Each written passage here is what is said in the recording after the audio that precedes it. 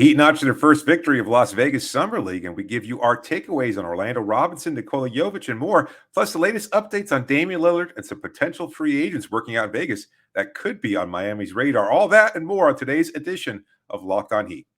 You are Locked On Heat, your daily Miami Heat podcast. Part of the Locked On Podcast Network, your team every day.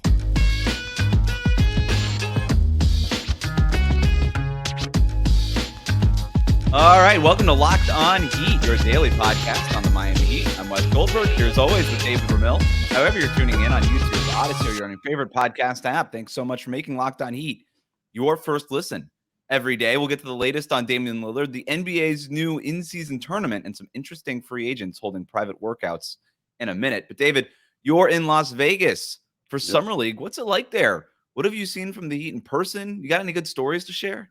Well, it's really weird. It's right around 8 o'clock right now, but the sun comes up around 5 in the morning. It is brutal. You would think a city like Vegas, they wouldn't want any sunlight at all. It's just, there's way too much of it here. So I'm having a hard time finding a regular sleeping pattern. Other than that, it's just been a lot of fun watching all the players roll through.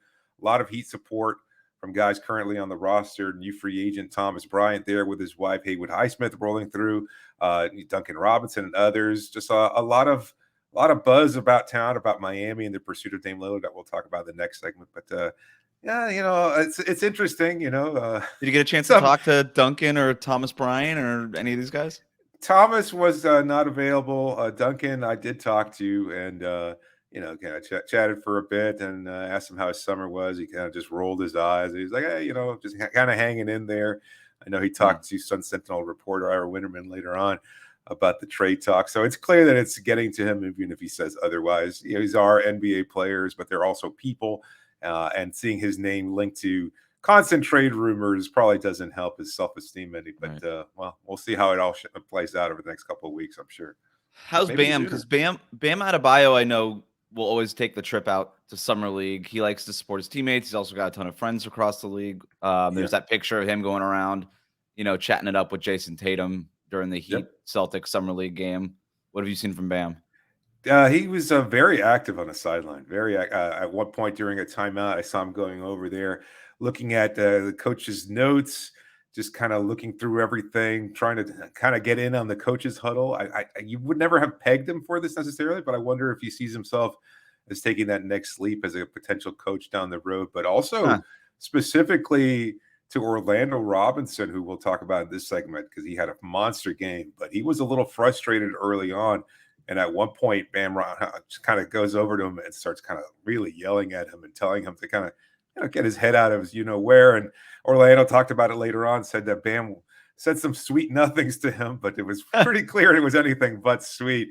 And it seemed to do the trick because Orlando had a monster game against the Boston Celtics for the first win of Summer League.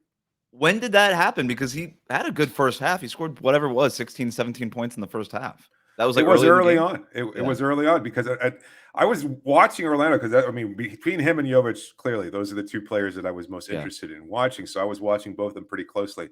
And I even tweeted about it. Robinson was frustrated early on. He wasn't getting the looks he wanted. At one point, there was a fast break. He thought he had got a good defensive possession on one end. And, of course, the unwritten rule is always reward your big man if he runs down court after a good play like that. And he did it. It led to a Jovic turnover. And he was kind of like just throwing his head up and just kind of like, what do I got to do to get the ball, right? Because everybody wants to show out in Summer League. Everybody wants the ball in their hands to put up points. And Jovic couldn't find him on that fast break. So he was a little frustrated. On the other end, then he goes and picks up his second foul within the first few minutes of the game. He finished the game with 2 fouls. And that was the breaking point between him, Caron Butler. And I asked Caron about it afterward. He's the head coach for the Summer League team. He says he told him to kind of just stick with the process, make sure that you follow up on everything, keep doing what you got to do. And then Bam yelling at him. It seemed to really ignite him. And from that point forward, we saw a much different version of Orlando Robinson. He had 36 points in that game on 13 of 22 shooting. Yeah. Went 3 of 4 from three-point range, 11 rebounds, 4 assists, 2 blocks. This was like Nikola Jovic Orlando Robinson. I don't even know.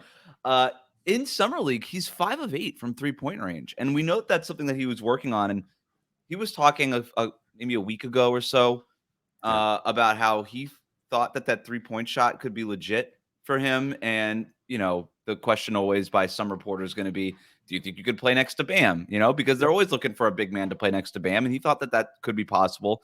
It kind of feels like we're veering into Omer Yurtseven territory now with Orlando Robinson in terms of maybe expectations from fans and stuff, whatever.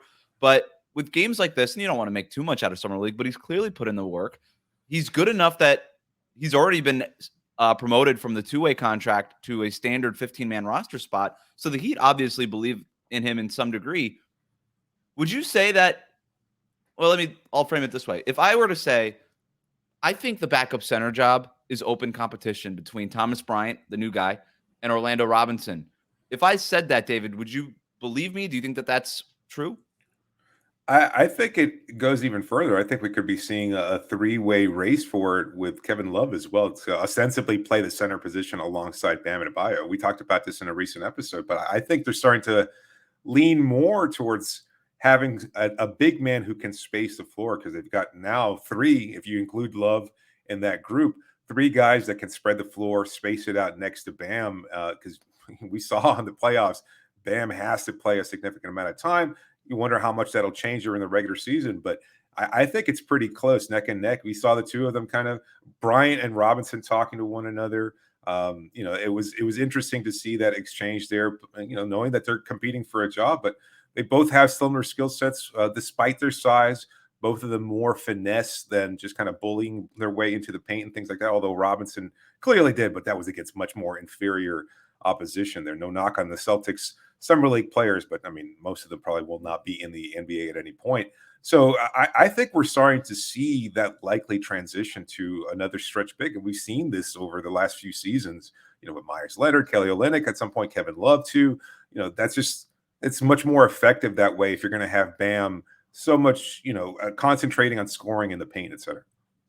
Do you think that there's a chance that we're looking at maybe one of these guys starting? Because Thomas Bryant, Orlando Robinson starting would be a stretch, but again, one Summer League game. But 36 points in a Summer League game is still a lot of points. I don't know. You see explosions like that quite a bit in Las Vegas. But yeah, I would say I think right now, if the season were going to start today, Kevin Love starts next to Bam Adebayo. Yeah. And it's one of Thomas Bryant. It's probably Thomas Bryant coming off the bench, but Thomas Bryant has played now for whatever it is, 6 teams in 6 years or whatever it is. This is a guy who needs to shore up some of the things defensively and get a little bit more physical in terms of screen setting and all these other, and especially on defense. And that's why he's kind of become a journeyman, despite the very tantalizing offensive skill set. Orlando Robinson is solid. Like he's a physical player. He sets good screens. He's a good rebounder. So is Thomas Bryant. Defensively, he's probably better than Thomas Bryant already. I think it's fair to say for backup center, it's one of their jobs. And we've seen Thomas Bryant come into, for instance, Denver. Be like, hey, I'm going to be the backup center behind Nikola Jokic, and end up losing that job to somebody like DeAndre Jordan and then eventually Jeff Green. And I'm not trying to smear Thomas Bryant. I think if it's going to work, it's going to work in Miami. But I think what Orlando Robinson has been doing behind the scenes, and again, it's not just the 36 points. It's the fact that Miami promoted him from that two-way spot without seeing anything that they saw the work behind the scenes. They didn't need this 36-point performance to promote him to the 15-man roster. They already did it, right? They already believe in him. So I think it is open competition for that backup center job. I agree. I also, Karan mentioned that they were trying to feed him regularly. So I think it's something that you understand from Summer League is you want to get your best player going. And between him and Nikola, I think we saw a lot of, the conversation is going to shift about backup center to Bam Adebayo, but maybe they're all going to be in that 3-man rotation between Love, Bryant, and Orlando. But we're looking at Jovic emerging as probably Bam's likely backup then, if you're looking at him at kind of the 4 spot.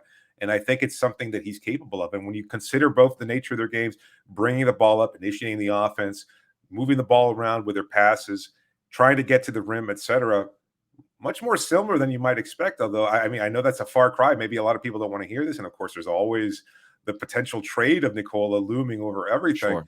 But I think that's certainly a possibility. I don't know how Jaime Jaquez even fits into it because he's another wing player, but I guess he could kind of fit in as another guy. Caleb Martin also will probably get some minutes there. So there's it's obvious they want to try to not play those wings at those big man positions. I mean, they've bringing back Kevin Love. Like you said, Jovic should play a bigger role if he's on the team. He is bigger also, 240 pounds now. And you're seeing him in person. He looks bigger. Yeah, he does. He talked about the confidence that it comes with kind of putting on that muscle. And you could tell, like, he's just much more aggressive. He's drawing contact. He's mixing it up, getting, smaller guards switched on to him and then kind of just bowling past them. And even when he's got a big, he's so much more quick because he's so skilled with the ball that he's able to draw fouls. So he's really transformed his game. I've loved what I've seen from him in the few minutes that we saw him in game one. I love that play against Boston. We'll wrap it up here before we move on to Damian Lillard. But when Nikola Jovic attacks the closeout from beyond the arc, drives to the basket, and then jumps up almost kind of like what LeBron used to do when he would jump. Who used to do this a lot was like Ben Simmons too, jump up in the paint and then turn around and kick it out to a shooter. But the shooter was Orlando Robinson. Beyond the arc, and he just drains a catch and shoot 3-pointer. That was maybe my favorite play from that entire game. Love to see those two guys connect. Like you said, a lot of developments there, maybe some options for the regular season. So definitely something to watch. Miami's next Summer League game is Monday. And I know that you'll be there for that as well. But coming up, still no progress on the Damian Lillard front. When can we expect something to happen? We'll talk about that next here on Locked On Heat. But first, a word from our sponsors. Today's episode is brought to you by Ibotta. It's officially summer, and a new season means new clothes, but your closet shouldn't be the only thing growing when you make those purchases. Now you can watch your cash grow back with each purchase, with Ibotta. Ibotta gives you cash back on hundreds of grocery items, from produce to personal care to pantry goods, and you can make sure you're beating inflation no matter what you're purchasing. You either link your loyalty account or you upload a receipt after you shop and get your cash back. It's easy. My wife's been doing it for a long time now. She was ahead of the game. But that doesn't mean you have to miss out. Now, the average Ibotta user earns about $120 a year. That could cover the cost of an entire shopping trip. So if you wanted your cash back to buy that flight you've been eyeing or that game that you're dying to go to, obviously the in-season tournament, you might want to save up some money to come here to Vegas. Ibotta can help you get there. Right now, Ibotta is offering our listeners $5 just for trying Ibotta by using the code LOCKED when you register. Just go to the App Store or Google Play and download the free Ibotta app and use the code LOCKED. That's Ibotta, IBOTTA, in the Google Play or App Store, and use the code LOCKED. Thanks for making Locked On Heat your first listen every day. Every day, as David is still in Las Vegas, and he's going to be back with observations from the Heat's next Summer League game on Monday. Make sure you're subscribed on YouTube and in your favorite podcast app. All right, so the Heat and the Blazers, their front offices are both in Las Vegas, reportedly have not met yet to discuss the Damian Lillard trade. Chris Haynes reported over the weekend that there's still no progress, and more it looks like we're going to need 3 or 4 teams to get this thing done. I know it's been floated by Bobby Marks of ESPN that it could be 5 teams. Brian Windhorst saying the same thing. It could be as many as 5 teams trying to get in on this. We already just saw a massive 5-team trade that got Dylan Brooks to Houston in some sign and trade, and Kenny Martin Jr. ends up on the Clippers. So, like, these things happen, in other words. What's the buzz, David, in Las Vegas? What are people I would imagine are talking a lot about Damian Lillard's situation? Yeah, no doubt. The kind of feeling is that it's going to get done with Miami at some point, that Lillard is going to end up in Miami. And I think it's pretty, well understood that Miami's offer may not be the best, but they're going to be able to scrounge up just enough, either by trading Tyler Hero to a 3rd team or another component here and there to a 4th team, in order to get what's necessary in order to make Portland happy. I didn't see Cronin. Obviously, the Heat front office is there. Andy Ellisberg is there, although Pat Riley is not in town. But Andy's certainly capable of any negotiations on Miami Heat's side. So I'm curious to see if we'll get news soon. I don't think so. Like, I think it's going to still be another few days, maybe even longer, as they continue to just kind of work through this process. And everybody wants to get a little something out of it. That's why these multi-team deals work out so well, is that, it's Miami's going to wind up with Dame Lillard. And I think that's pretty clear. At least that's what everybody feels is going to happen. And that being said, then it's just about getting Portland what they want to make them at least comfortable, if not necessarily happy with the exchange, and then getting a couple teams here and there to move pieces around so they all get something out of it, and it works out for everybody. Andy Ellsberg is there, Adam Simon is there, Eric Yep. Spoelstra is there. All these guys are in Las Vegas. Part of me wondered if something would just get done over the weekend. Remember when Kawhi Leonard got traded to the Clippers, or I'm sorry, signed with the Clippers, and then they executed the trade for Paul George? That all happened basically the first primetime night. It was Zion Williamson's debut in 2019. Then there was an earthquake at the arena, and everybody left, and everybody went to their hotels. And I was sitting at a bar in, was it the MGM Grand? I can't remember where it was necessarily, but I was sitting in a bar with a couple of other reporter friends, and the next thing you knew, I think it was Chris Haynes that broke that story also, the Paul George getting traded. And then it's Woj and it's Shams and it's everybody, Mark Stein, all these guys jumping on, and you're like, what on the earth is going on? And that just happened the first weekend. Now, a lot fewer moving parts with that. That was more of a, hey, if you want me, in terms of Kawhi Leonard, if you want me, LA Clippers, trade for Paul George. And then they just threw a bunch of stuff at the Thunder for Paul George. They got Paul George, and then Kawhi signed with the Clippers. So it felt like a lot, but it was a lot more simple than what it is that the Heat are trying to do, to your point about negotiating these deals.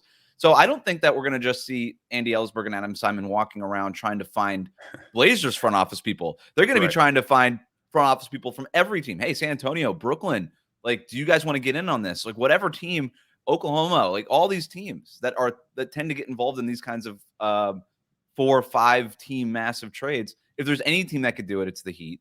They're the best at doing this. It was a 4-team sign and trade crazy thing that got them Jimmy Butler when they had negative cap space, somehow pulled off a Jimmy Butler deal in that same summer of 2019, obviously later than the Paul George deal.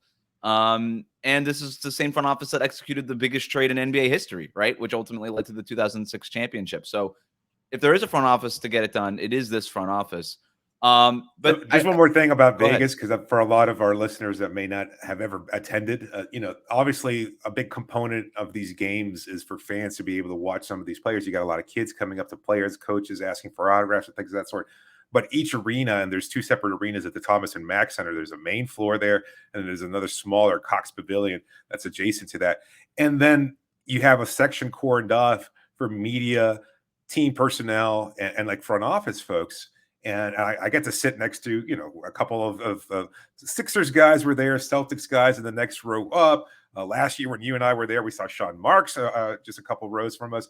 And that's pretty common. Like, you just see these guys sitting next to each other. Everybody's kind of shaking hands, looking at phones, seeing what the next update is. You start having conversations. They kind of cover their mouths the way players do when they're out on the floor. They don't want anybody, because the camera's going to pan to them at some point. They don't want to be caught talking and things like that. But these conversations happen all the time. I'm trading James Harden to the Clippers tomorrow, right? Like, you don't want the mics picking that up. Right. So there's a lot of free flowing. Just it's conversational. I think everything's been reported. As stubborn as it might appear that Cronin is being, he's trying to do his job, and I know that everybody's talked about that. And he's going to try to get whatever's necessary for him and the front office to be content with the trade of Dame Lillard. I'm glad you bring in sort of like the mixer aspect of Las Vegas, because it's very true. And by the way, you don't just have to be media. I mean, I miss being in Vegas right now because my favorite part is just walking around. You could buy a ticket as a fan and you're just walking around, and all these people are walking the halls and everything like that. Oh yeah, it's only the when there's concourses are filled with former players. Like, you turn around and there's Brett Barry, and then there's all the NBA Hall of Famers walking back and forth, and they're going to different media events scattered throughout the arena. It's everywhere. Like, you fall backwards and you're going to bump into an NBA player. It's very cool. All right, coming up, the NBA revealed the format for the new in-season tournament, and it might actually be cool. We're going to talk about that next here on Locked On Heat.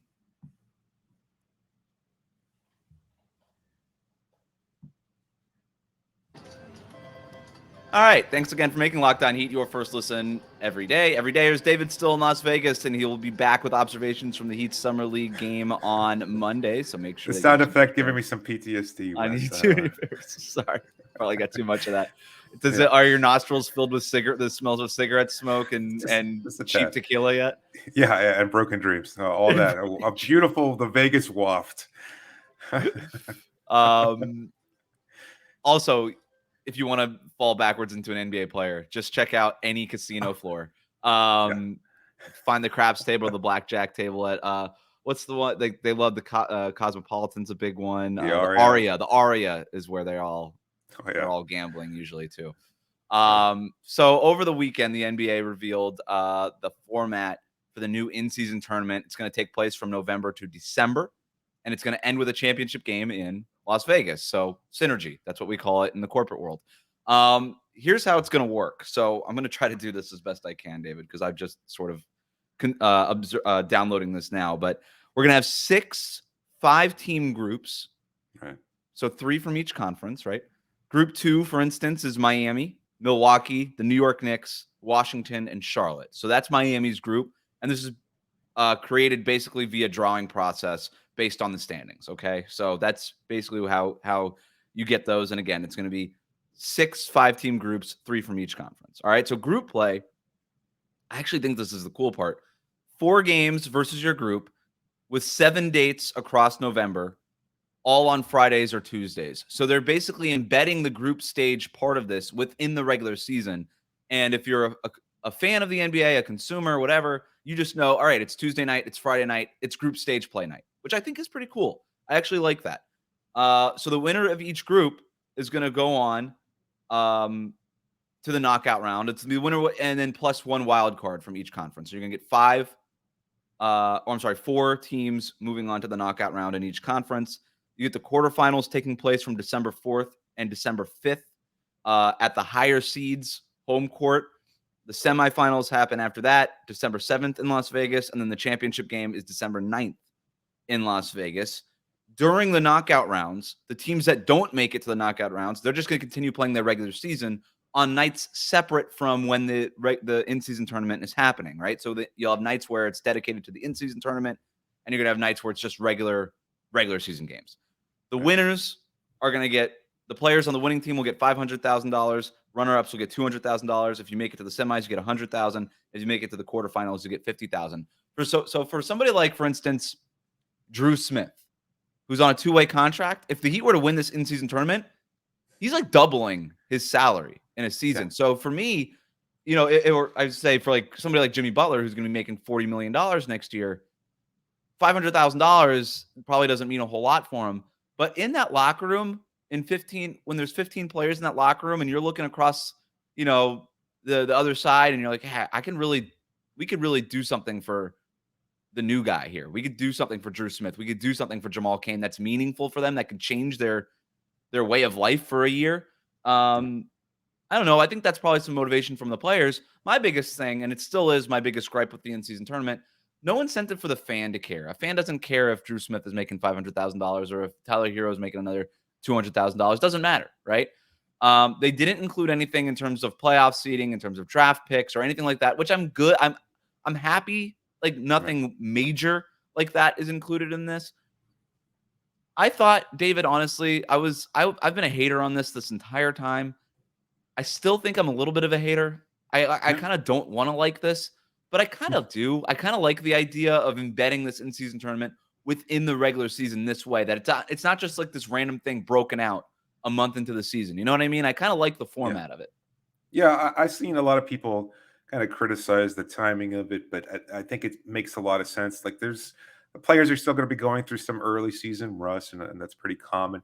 At the same time, they'll continue to get better. You hope that injury doesn't impact it, because then you're going to have a lot of people saying, oh, just similarly to what we saw in the playoffs, that injury is going to hang over everything.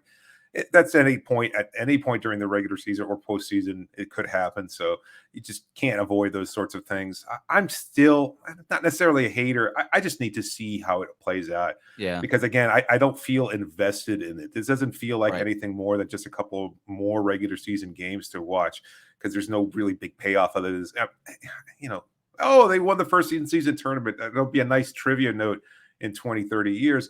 But I don't think it really means anything yet. But you wonder whether or not it'll start to grow and develop, and fans start to see it as, you know, something else that they can brag about. It's like, oh, you know, well, we won the in-season tournament. Maybe it means something, and maybe I just have a hard time seeing fans doing that. And I think you agree with me. It's like, yeah, we won the NBA Cup, which is what they're calling it. We won the NBA Cup, and it's like, I don't know, the cup looks cool.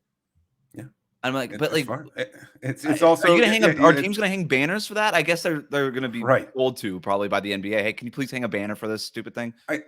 I'm curious to see like some of the nuances of it. Like, is it becoming like will it become like a precursor to teams that will have a better chance at the playoffs? Will it kind of have the same kind of impact? Like, will we see teams show up during the NBA Cup and be like, okay, we have something here. We can build off this. We can continue to carry us through to the regular season and stuff like that. I don't know. There's so many questions. That's interesting because you are competing in a tournament style. So as you go on, presumably you would play better and better teams, right? That's kind of the cool part is, all right, we're going to get good teams playing each other during this time as this tournament goes on. So maybe if you are, I'm trying to think of a team like the Indiana Pacers. They could be like a 7-8 seed, this year, right? Just sort of borderline. If you go ahead and win this tournament, are you going to be like, you know what? Maybe there's something more to this. Like Tyrese Halliburton really showed out, and wow, Benedict Mathurin really took a leap. Maybe, and we just beat the Milwaukee Bucks in our conference final, and then we took down the Nuggets in the championship game or whatever it is. Maybe maybe for a team like that you could build. But I could also see a team like the Denver Nuggets or like the Phoenix Suns of just like veterans. They're like, we don't care about this. This is stupid. And let's answer that question. Do you think Heat players is currently constructed? Good question. Aside from the two-way guys, we've seen what Jimmy Butler does during the regular season. He may not even be available for this cup. Does he care? Will he be motivated to win? Like he doesn't. I bet there's going to be something behind the scenes to that point where these guys are going to have to play because they're going to be promoting this on TV. There are going to be fines if there's load management stuff, right? I would imagine. Like this, it's like, all right, Kawhi, come out of your cave. You got to play for 2 weeks straight, buddy. All right. But also to like somebody like, not to pick on Kawhi, but yeah, kind of to pick on Kawhi. Like, he might just tank it. You could just see a team like the Clippers literally just like, you know what, we don't want to do this and just tank it. Right. But the other thing is, like, once you get knocked out, this is the part that I like, because you get knocked out, your regular season goes on. You don't just get a vacation while the rest of this thing goes. So that's sort of a way to curb that. Then again, if you're playing these regular season games, and they're trying, by the way, to keep these games limited from back-to-backs, which I think is the right thing to do also. But of course, yeah, I guess like if you tank it, like, all right, now we're in these regular season games that nobody's paying attention to, maybe because this in-season tournament thing is happening over here. Maybe I can rest some of these games, whatever. To answer your point about Miami, I don't know. I think that for the players, first of all, $500,000 is $500,000, and there is incentive to get at least to the knockout round, the quarterfinals, to make an extra $50K or an extra $100K. Like, it's still money. And I think that there are going to be players who look at this competition as, your competitive nature might get the best of you. I also think maybe because it's the first one, there might be some curiosity. Like, you know what? Like, let's kind of just do this and see what happens, especially because you're going to have to play these games anyway to make an extra $100,000, $200,000, $500,000 out of games that you were going to have to be playing during this time of the calendar year anyway. I could see them just being like, all right, let's just do this. Like, why not? Yeah. This is the best way to get, I think, buy-in from the players. But to your point, I just still don't know why I would care if I'm a fan. I like the idea of going to Vegas and watching this. That seems to me to be interesting. If I'm a fan of a team, let's go to Vegas. It's Vegas, so that's great. And we can also, watch our team play. And they're doing it, by the way, like, with this group stage, it's separated out by conference. It's still the Eastern groups and the Western groups. So you kind of get this playoff feel of it where, all right, at the very end, we're going to get the best team from the West and the best team from the East playing each other, which is kind of interesting. I don't know. My thing is the after. It's like, cool, we have the cup. Now what? Like, who cares? And I still don't know if you're a fan in November and December. If you're casual, you and I are going to watch these games anyway, right, David? Like, we have to. But like for the casual fan who might not be interested in basketball while the NFL calendar is still going on, this is what they're trying to do, right? It's like, are you really going to tune in for this? I don't know. Maybe it's just like, oh, there's this. Maybe you and I are overanalyzing this. I do wonder if a casual fan is like, oh, there's a cup. Okay, I'll turn that on. And maybe that's all it takes. I don't know. I don't think they'll even really mostly be aware of it. It's not to knock fans, but there's not enough buzz about this. Like, they don't even really know about the nuances of like the offseason and player acquisitions and things of that sort. They'll see it and they'll be like, oh, this is different.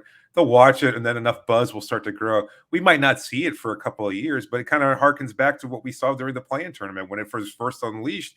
People were like, is this really necessary? What's the point? These teams are going to be competing just for the chance to lose to the first seed. Well, guess what? We just saw a play-in tournament team go all the way to the NBA Finals and have a magical run.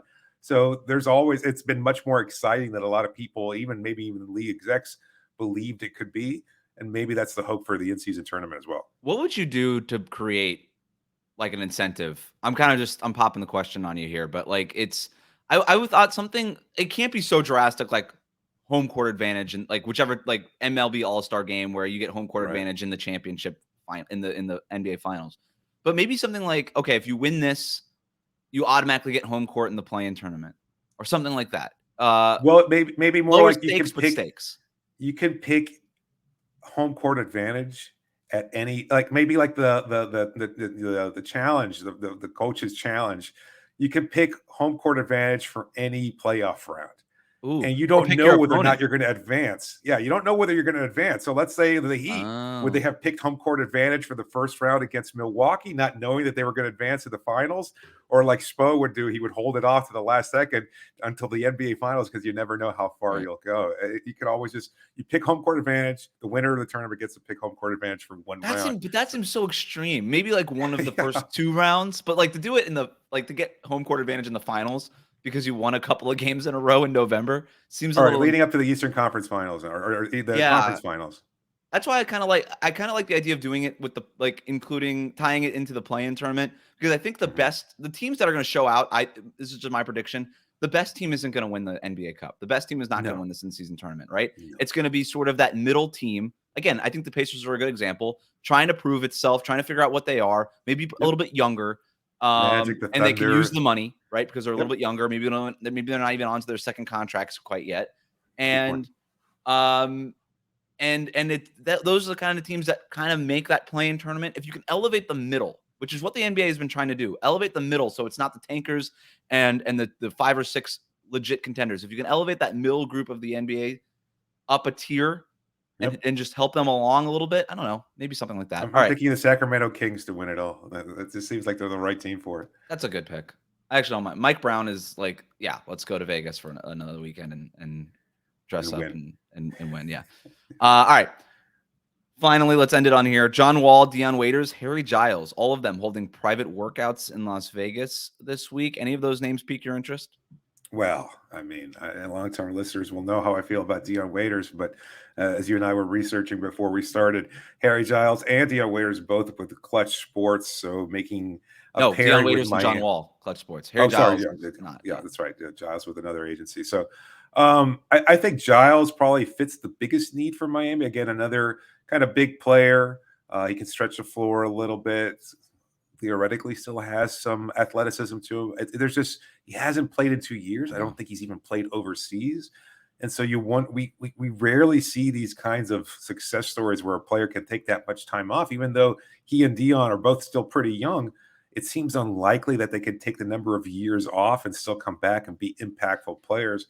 I think a lot of injuries before that. With Giles too, he missed 2 straight years, but he missed a lot of the other years. All 3 players have been injured at various points. Yeah. Giles is somebody who's a top 5, definitely top 10 recruit coming out of high school. Crazy athleticism. He was the number 1 recruit at one point of his high school class. I don't think he graduated that way, but he was up there. It's been a rough career for him. I remember talking with him when he was first in Sacramento, and that's right. I think I wrote a story on it. Maybe I just talked to him. I don't remember, but. It was always like, yeah, this is the year I'm going to get healthy. This is the year I'm going to put it all together. And that was 4 or 5 years ago. I mean, it's been rough for him. Probably not the right fit. It's going to be probably more of these private workouts to show if he has anything left. John Wall and Dion Waiters is interesting because depending on a Damian Lillard trade, they might have something. They might have a need at backup point guard or backup guard. I don't think they go back down the Dion Waiters route, and I don't think they go the John Wall route. Drew Smith has been playing well in Summer League too. So this is a big Summer League for Drew Smith to see if he can kind of put something together here. He was a little shaky in game 1. He can run the floor. His shot's kind of inconsistent, but he is quick enough to play at the NBA level. We've seen that. I think like Dion being a combo guard, and I know a lot of fans will already just because I tweeted something about it yesterday, and everybody was like, "No way, we don't want him here." It's like I think what happened a couple seasons ago was overblown, and it was a combination of just he wore out his welcome in Miami. He couldn't find his place there. If we recall what happened, his first suspension with the team, everybody recalls the gummies. They forgot that he got pissed off because he got benched for Kendrick Nunn. as he was coming back from injury because there were still some grievances from the previous season when they rushed him back from injury and things of that sort. So it has been a weird road for Dion. After he won that championship with the Lakers in the bubble, he didn't really get much of an opportunity after that. And I'm not saying he's deserved it or not, but you wonder whether or not he's in shape. But I mean, if he's healthy, he would automatically probably become one of Miami's most accomplished scorers on the team, especially if you're going to wind up trading Tyler Hero. Like, this is a guy we've known from Dion. He can get to the bucket. He's got a quick enough first step where he can get past that first defender. And if he can create offense for others, it's just a matter of him finding his place, whether it's in Miami or elsewhere, and understanding that his role is going to be limited. He's just basically trying for an opportunity. He's not going to become the star player at any team at this point. And he's 31 years old at this point, so I even question what that first step looks like too. Yeah, at this point, and all the injuries also. But all right, thanks again for making Locked On Heat your first listen every day. Every day, as David is in Las Vegas, he's going to be back with observations from the Heat's next summer league game. On Monday, we will be here with all the latest on the Damian Lillard front as well. So hit that subscribe button on YouTube. Follow us on your favorite podcast app. David, enjoy Las Vegas, buddy. I will. Thanks so much.